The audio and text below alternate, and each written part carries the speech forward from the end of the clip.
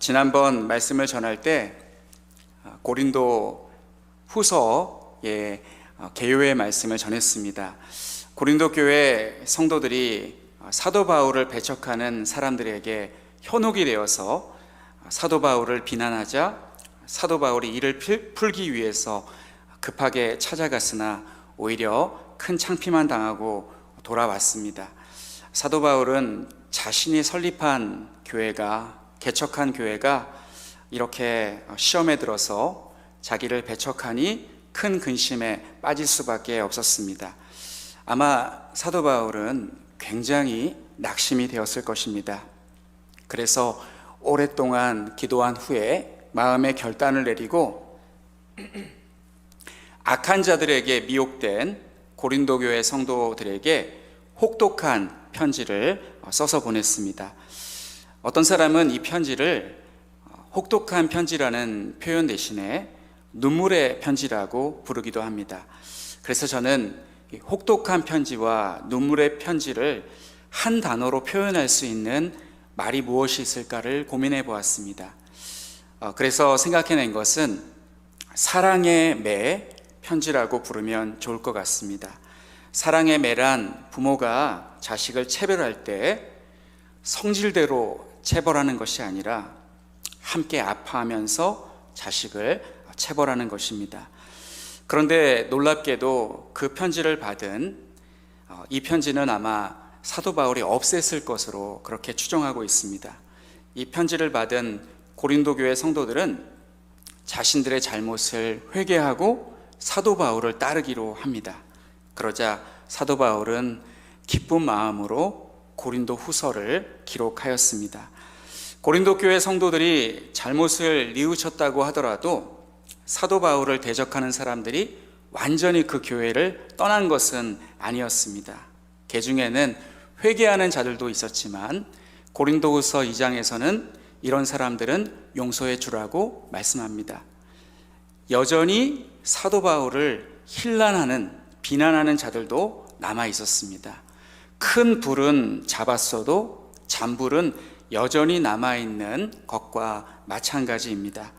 이 때문에 사도 바울은 고린도 후서에서 그들에 대해서 경고하기도 하고 고린도 교회 교인들에게 자신에 대해 오해하고 있는 부분에 대해서 설명합니다. 사도 바울의 대적자들은 사도 바울을 여러 가지로 업신여겼습니다. 오늘 본문에서 사도 바울을 대적하는 사람들을 12절에서 이렇게 표현합니다. 마음으로 하지 않고 외모로 자랑하는 자들이라고 그렇게 말씀합니다. 이들은 사도 바울을 여러 가지로 업신여겼습니다. 학자들은 아마도 이들은 자랑거리가 많은 유대교에서 개종한 그리스도인이었을 것이라고 생각합니다. 유대교적 배경을 가진 사람들은 사도 바울이 전하는 복음, 믿음으로써 의롭게 된다는 이신칭의의 복음이 잘못되었다고 생각하고 바울을 축출하려고 한 것 같습니다. 사도행전을 보면 유대인들은 사도 바울이 복음 전하는 것을 쫓아다니면서 방해했었는데 교회 안에서 유대 교회에서 개종한 그리스도인들이 바울이 사도로서 의심스럽다는 말을 하여 교회를 혼란에 빠뜨렸습니다. 이에 대해서 사도 바울은 자신의 입장을 밝힐 필요가 있었습니다. 그 말씀이 바로 오늘 본문 고린도후서 5장의 내용입니다. 먼저 1절부터 10절까지는 개인적, 종말론적 소망에 대해서 말씀합니다. 우리 모두가 이 땅에 육신을 벗게 되면, 이 땅에서 쓰고 있는 육신을 벗게 되면 하나님 나라에 가게 될 것이다. 그런 복스러운 종말의 소망의 말씀을 하고 있습니다. 사도 바울은 이렇게 1절에서 10절까지 개인의 종말에 있을 소망에 대해서 말씀을 한 후에 11절부터 다시 현실로 돌아옵니다. 우리는 10절까지 말씀에 기록되어 있는 것처럼 내세에 영원한 나라 천국에 소망을 두고 살아갑니다만 현실을 외면해서는 안 됩니다. 우리가 내세의 소망을 두고 현실에서 불성실하게 살아가면 전도가 막힙니다. 그래서 믿지 않는 사람들은 그렇게 신앙생활을 하는 사람들을 보면 광신자 내지는 이단으로 여길 것입니다. 그래서 우리 믿는 사람들은 학생의 경우에는 열심히 공부해야 되고, 교회에 나오는 게 너무 좋고 또 말씀 듣는 것이 너무 좋아도 평일날에는 열심히 또 학업에 매진해야 되고, 또 젊은 사람들은, 직장에 다니시는 분들은 교회 가는 게 너무 좋아도 또 직장에서는, 회사에서는 자신의 본분인 일을 열심히 해야 합니다. 사도 바울은 자신의 본분이 사도였기 때문에 이 땅에서 복음을 전하는 일에 매진하였습니다. 그러나 바울을 싫어하는 사람들로부터 근거 없는 비판도 많이 받았습니다.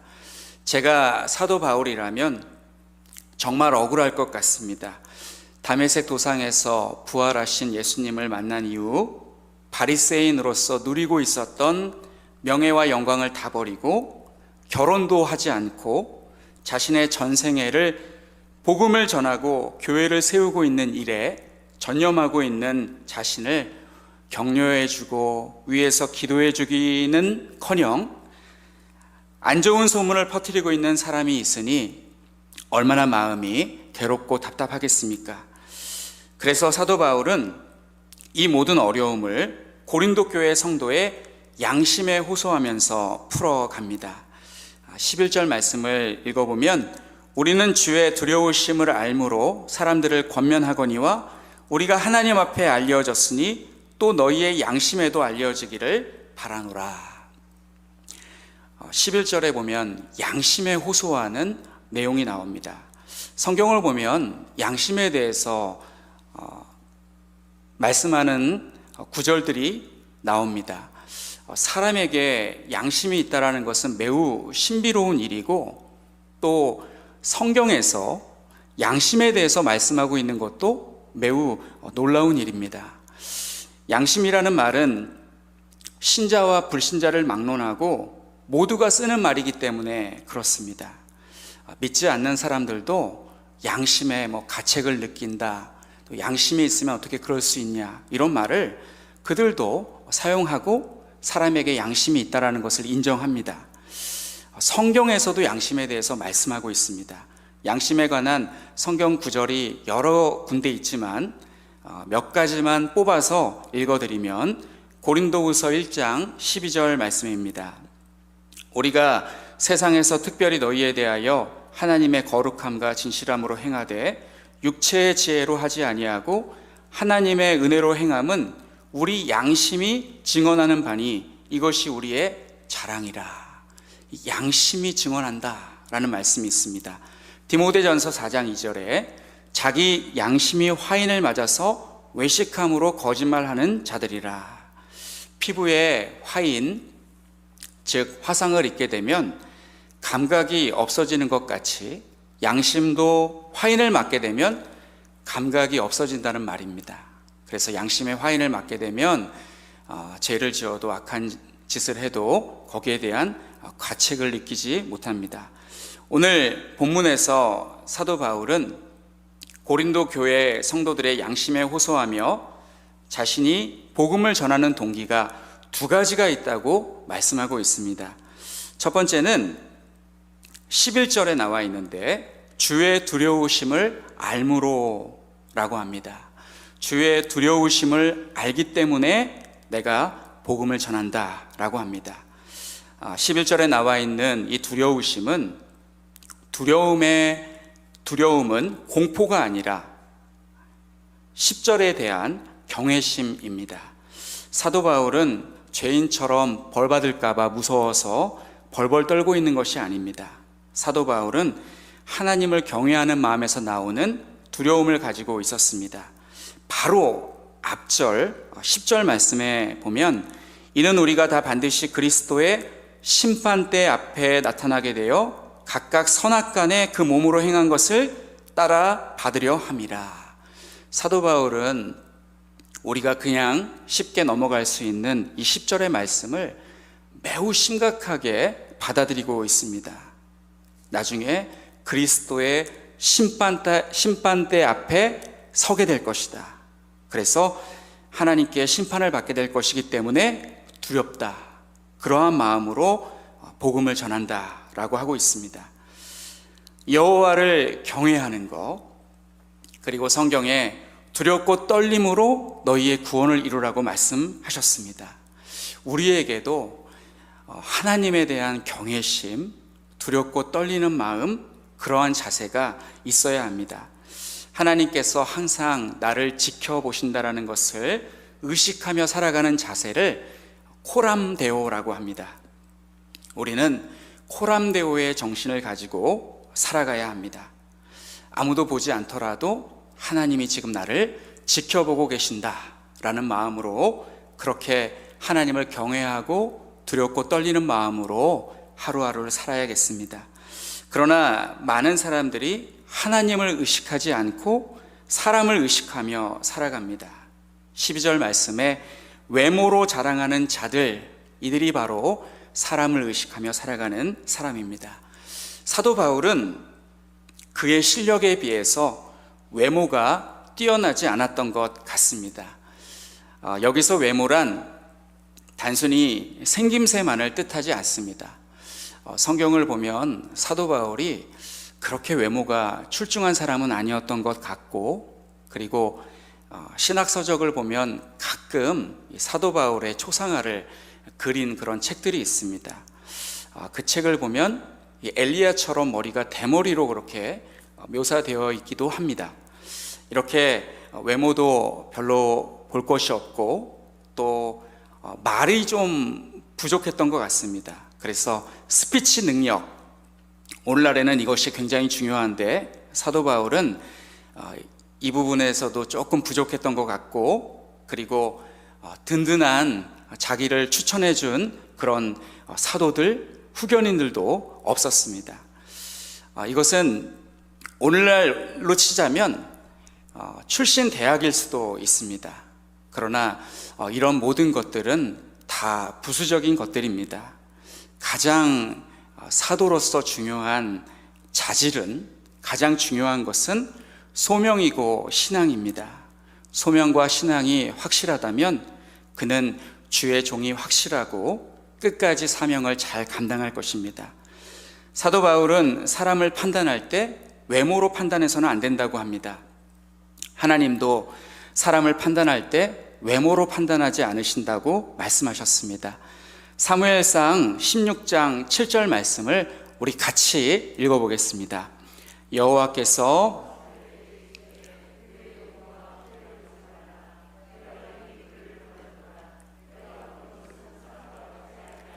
사람은 외모를 보거니와 나 여호와는 중심을 보느니라 하시더라. 이 말씀을 해석할 때 어떤 분은 사람은 외모를 보거니와에 포커스를 두시는 분이 있습니다. 그래서 우리가 외모를 잘 가꿔야 된다. 성경 한 글자 한 글자를 매우 중요하게 생각하는 측면에서 볼 때 그 말씀도 일리가 있는 말씀이지만 이 말씀의 포커스는 앞부분이 아니라 뒷부분에 있습니다. 하나님은 중심을 보신다. 사람은 외모를 보지만 하나님은 중심을 보시는 분이시다. 하나님은 그 사람의 마음을 보시는 분이시다라는 것입니다. 사도 바울은 마음으로 하지 않고 외모로 자랑하는 자들에 비해서 조금도 꿀릴 것이 없는 자입니다. 그래서 13절의 말씀처럼 만일 미쳤어도 하나님을 위한 것이요 정신이 온전하여도 너희를 위한 것이니, 이 말씀처럼 미친 척하고 자기 이야기를 들려주려고 합니다. 이 말씀은 고린도후서 11장 12장의 복선이기도 합니다. 고린도후서 11장을 보시면 사도 바울이 얼마나 대단한 사람인지에 대해서 말씀하고 있습니다.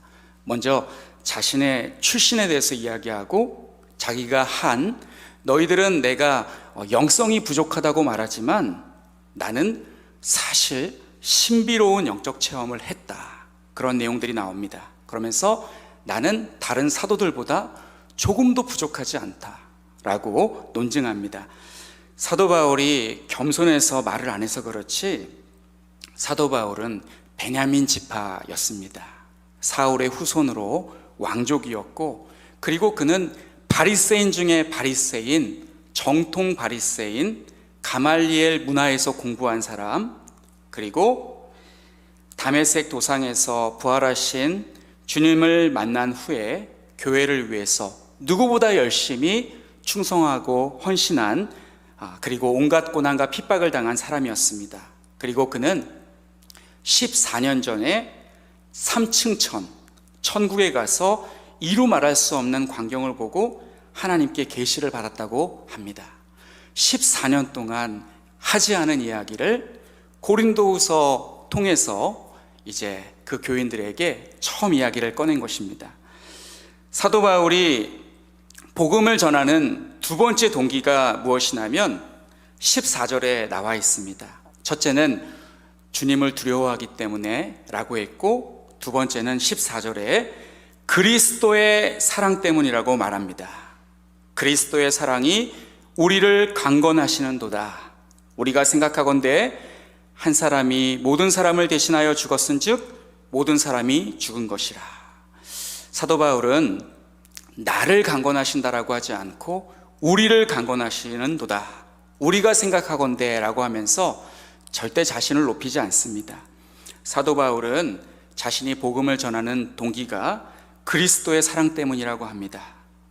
예수님께서 우리 모두를 위해서 죽어주신 그 사랑, 우리 모두의 죄를 용서하시기 위해서 십자가에서 죽으신 그 사랑을 감사하고 있습니다. 생각해 보십시오. 우리가 늘 주님의 그 죽으심, 나를 위해서 십자가에서 대속하심, 그것에 대해서 감사하는 마음을 가지고 있습니다. 그래서 찬송도 그런 찬송이 많고, 또 복음송 중에서도 주님의 그 죽으심, 그 사랑 같은 그런 찬양들은 우리 주님께서 나를 대신하여 죽으신 것을 감사하며 찬양하는 그러한 내용들입니다. 나 같은 죄인을 정말 벌레만도 못하고 너무너무 부족하고 악한 자를 우리 주님께서 대신해서 죽어주신 것, 그것은 정말 놀라운 하나님의 사랑이고, 이 사랑 때문에 사도 바울이 복음을 전한다, 그리스도의 사랑이 나를 강건하게 한다 라고 말씀하고 있습니다. 이 말씀은 로마서 5장 18절과 19절의 말씀과 너무나 비슷합니다. 그런즉 한 범죄로 많은 사람이 정죄에 이른 것 같이 한 의로운 행위로 말미암아 많은 사람이 의롭다 하심을 받아 생명에 이르렀느니라. 한 사람이 순종하지 아니함으로 많은 사람이 죄인 된 것 같이 한 사람이 순종하심으로 많은 사람이 의인이 되리라. 아담으로 인해서 우리 모두가 죄인이 되었는데, 예수님으로 인해서, 예수님의 순종하심으로 우리 모두가 의인이 되었다라고 말씀합니다. 사도 바울은 이처럼 그리스도의 사랑이 자기를 강건한다고 합니다. 강건한다라는 말씀은 하나님께 완전히 사로잡혔다라는 뜻입니다. 14절과 이어지는 15절의 말씀은 이렇게 기록되어 있습니다. 그가 모든 사람을 대신하여 죽으심은 살아있는 자들로 하여금 다시는 그들 자신을 위하여 살지 않고 오직 그들을 대신하여 죽었다가 다시 살아나신 이를 위하여 살게 하려 함이라. 이 14절과 15절 말씀을 읽을 때에 제가 암송하고 있는 갈라디아 2장 20절의 말씀이 생각이 났습니다.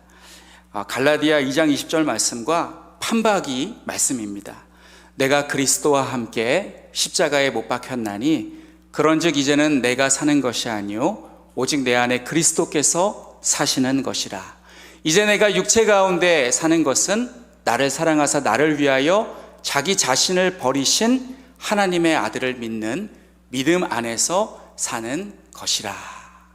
이렇게 사도 바울이 갈라디아의 교회에 보낸 편지에도 같은 내용이 기록되어 있습니다.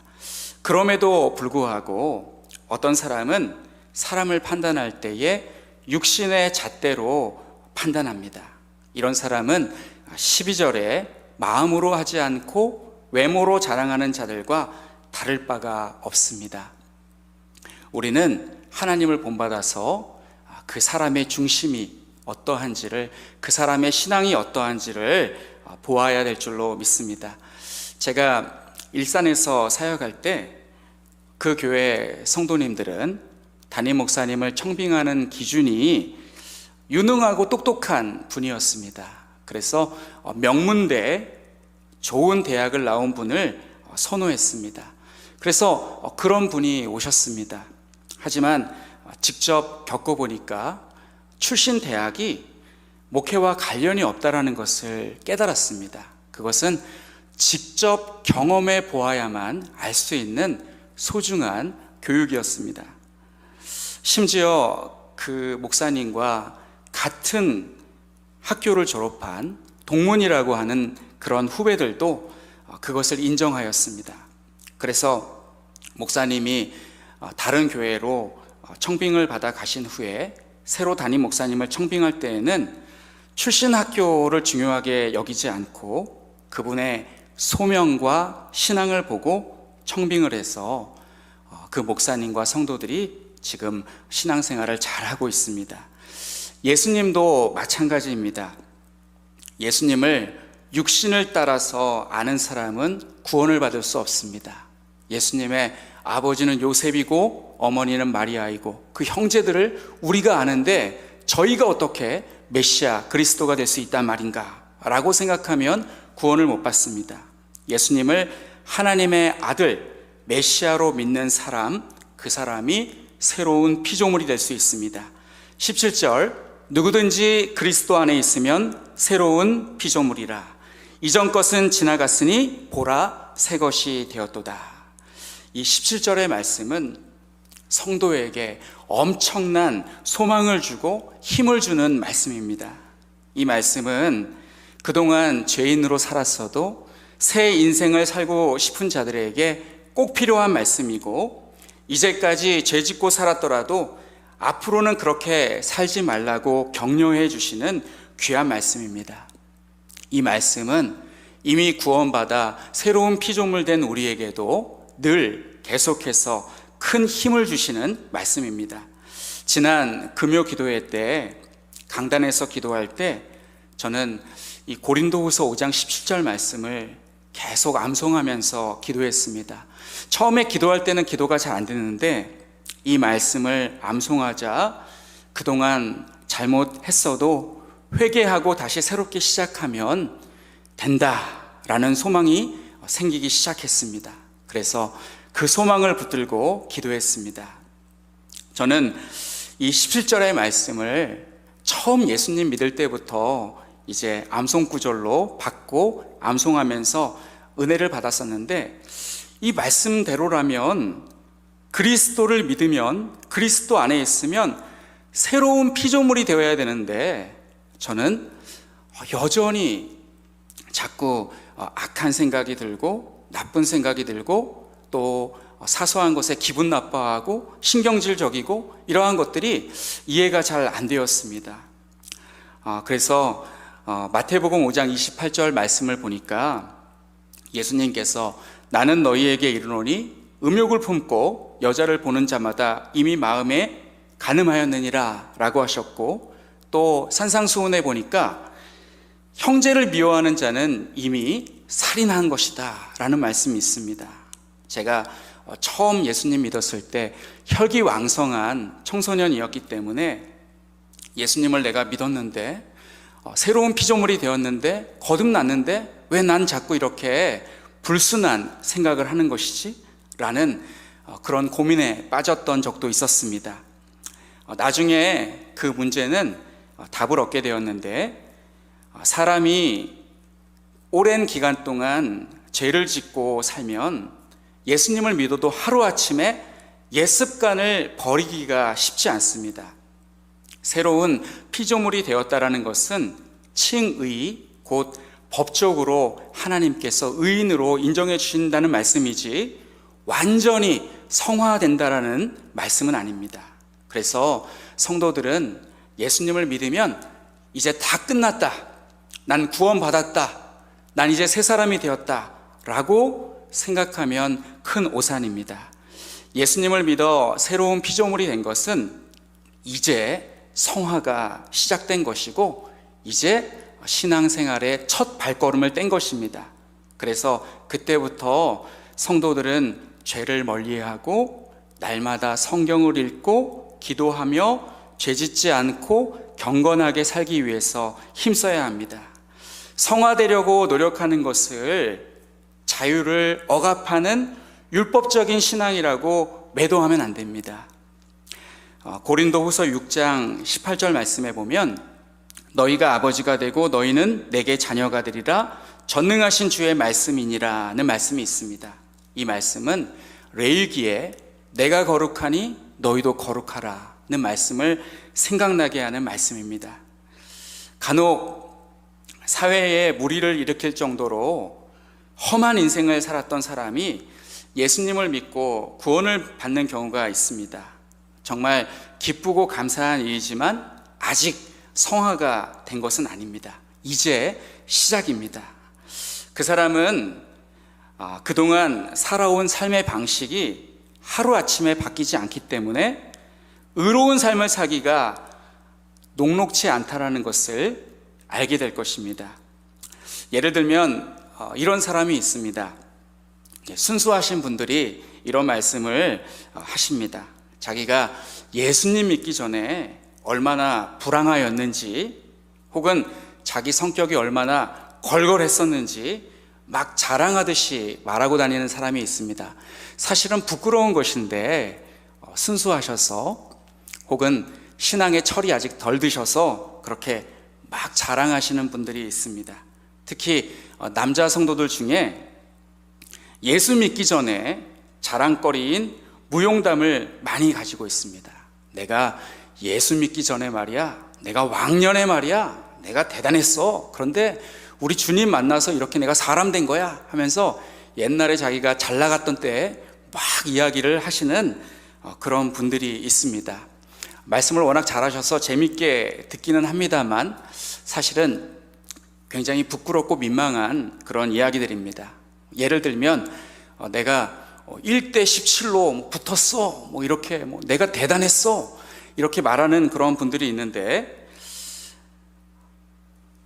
실제로 그런 삶을 사셨던 분들은 굉장히 겸손합니다.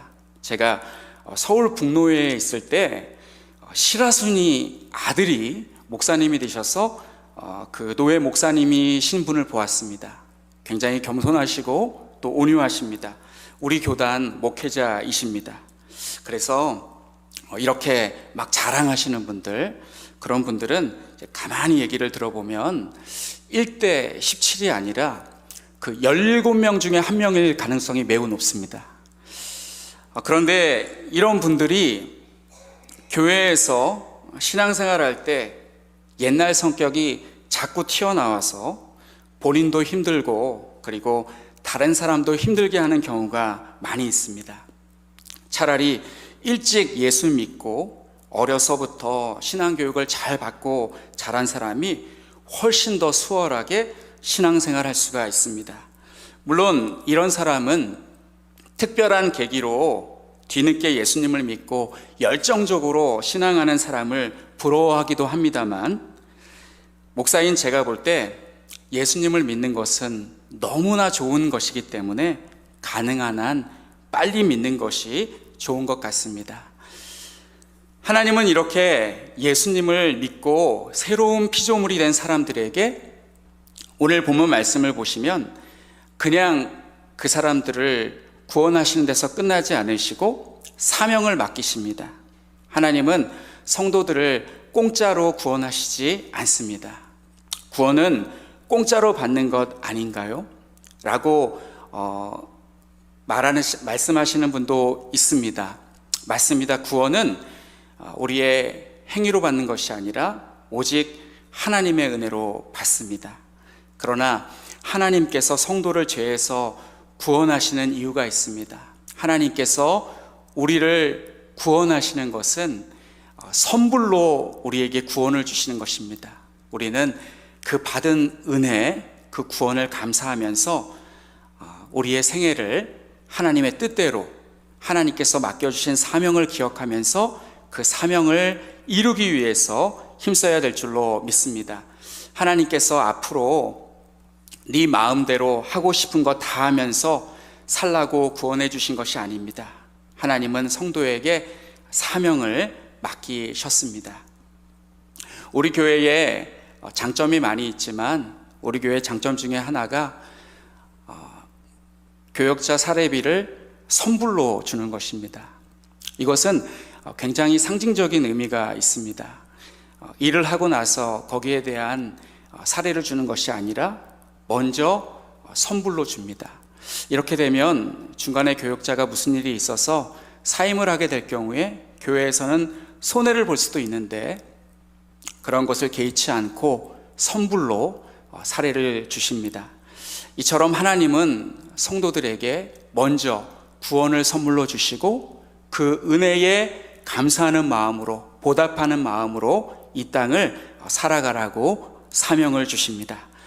두 번째는 새로운 피조물들에게 맡기시는 사명이 오늘 본문에 기록되어 있습니다.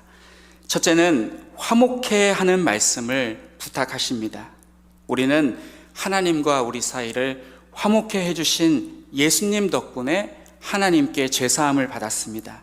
하나님은 우리에게 이 말씀, 하나님과 사람을 화목하게 하는 말씀, 즉 복음을 맡기셨습니다. 그래서 구원받은 우리에게는 복음을 전할 사명이 생겼습니다. 우리는 불신자에게 복음을 전해야 될 사명을 받았습니다. 우리와 하나님 사이에서 예수님께서 화목하게 하시는 일을 하신 것처럼 우리도 불신자에게 하나님의 화목하게 하시는 이 말씀을 전할 사명이 생겼습니다. 두 번째는 그리스도를 대신하여서 사신이 되게 하셨습니다. 이제 하나님은 우리가 예수님을 본받아서 똑같이 화목하게 하는 일을 하라고 말씀하십니다. 그런데 고린도 교회 성도들 간에 분쟁이 있다는 것을 모를 리 없는 사도 바울은 너희는 서로 화목해라 라고 말하지 않고 하나님과 화목하라 라고 합니다. 이 말씀을 우리는 어떻게 받아들여야겠습니까? 1차적으로 우리는 우리의 죄를 하나님께 회개함으로 하나님과 화목해야 함을 의미합니다. 그리고 2차적으로 이 말씀은 사람과 화목하라는 말씀을 포함하고 있습니다. 이 말씀의 의미는 사람이 하나님과 화목하면 사람의 관계도 원만해진다라는 뜻입니다. 많은 사람들이 하나님과 관계가 다르고 사람의 관계가 다르다고 생각합니다. 하나님과의 관계는 대신관계, 사람과의 관계는 대인관계, 이것이 서로 다르다라고 생각합니다.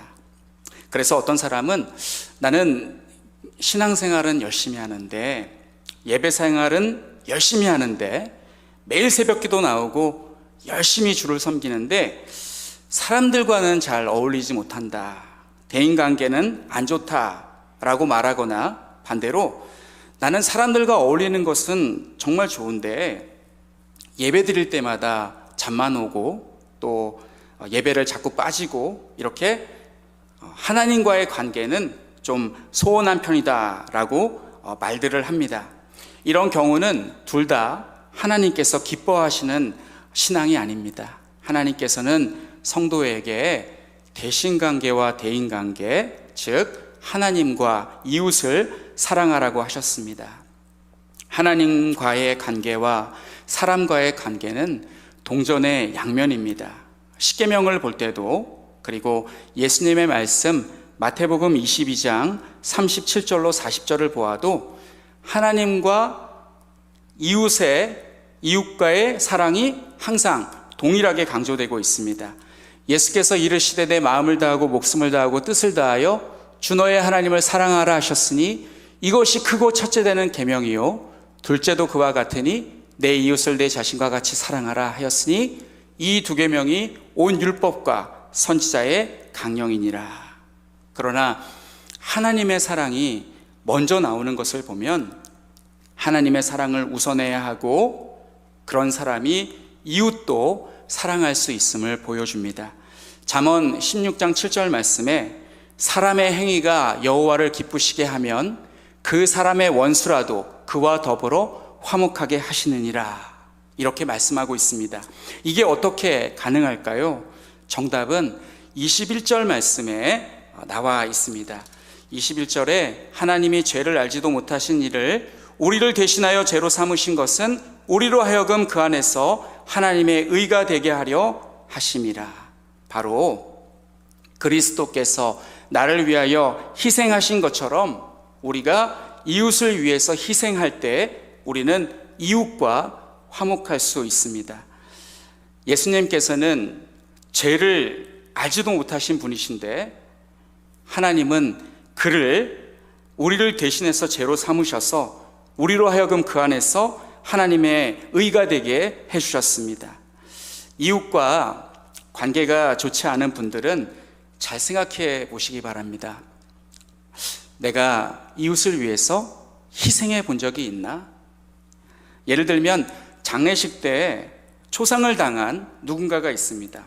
그 사람과 별로 친하지도 않은데 그 사람을 위로하기 위해서 한 달에 한 번 쓸 수 있는 월차를 내고 장지까지 다녀오신 적이 있으십니까?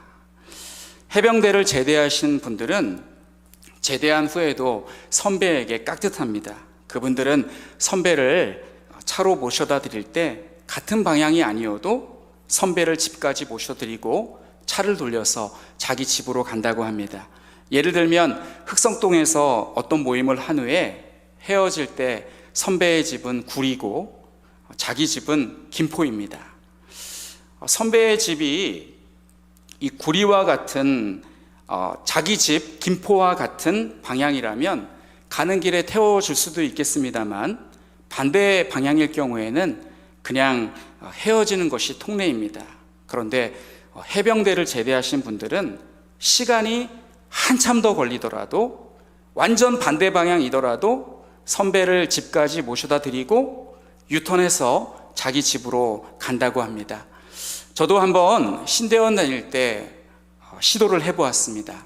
별로 친하지 않지만 같이 찬양대 봉사하시는 전도사님을 양지에서 그분이 기거하시는 자취하시는 서울시 도봉구에 있는 우이동에 모셔드렸습니다. 우이동이 도봉구에 있는지는 제가 정확하게 모르겠는데 하여간 그쪽 동네는 저에게 굉장히 생소한 곳입니다. 그분을 거기 모셔다 드리고 당시 제가 일산에 살았었는데 일산으로 돌아가는데 금요일 밤이라 그런지 차가 얼마나 막히는지 졸려서 피곤해서 너무나 힘들었습니다. 빨리 집에 가서 애들 보고 싶고 또 아내가 차려주는 밥을 먹고 싶은데 외곽 순환도로를 반대 방향으로 달리자 톨게이트 비용이 2배로 나오고 기름값 게이지도 2칸은 떨어지는 것 같았습니다. 그렇지만 그렇게 함으로써 누군가를 위해서 희생하는 것의 가치를 깨닫게 되었습니다. 우리가 성도 간에 화목하기 위해서는 예수님께서 나를 위해서 희생하신 것 같이 그 사람을 위해서 희생해야 합니다. 우리가 돈을 쓰는 것도 어떤 분을 밥을 사주신다거나 아니면 차를 대접하는 것도 그것도 다 일종의 희생이라고 할 수 있습니다. 그러면 상대방이 마음 문을 열게 되어 있습니다. 불신자를 전도하는 것도 마찬가지입니다. 전도를 잘하시는 분들을 보면 말 한두 마디 잘해서 전도하는 것이 아니라 많은 공을 들입니다. 결국은 관계를 통해서 쏟아부은 노력을 통해서 그 사람을 전도하는 것입니다. 한 사람을 전도하기 위해서 많은 수고와 헌신과 희생을 쏟아부으면 그 사람은 결국 교회에 따라 나오기 시작합니다. 저는 우리 교회 모든 성도님들이 예수님께서 우리를 위해서 희생하신 본을 본받아서 하나님과 화목하고 성도들과도 화목하고 이웃도 많이 전도하는 그런 그리스도의 사신의 역할 하시는 우리 모두가 되실 수 있기를 간절히 축원합니다. 기도하겠습니다.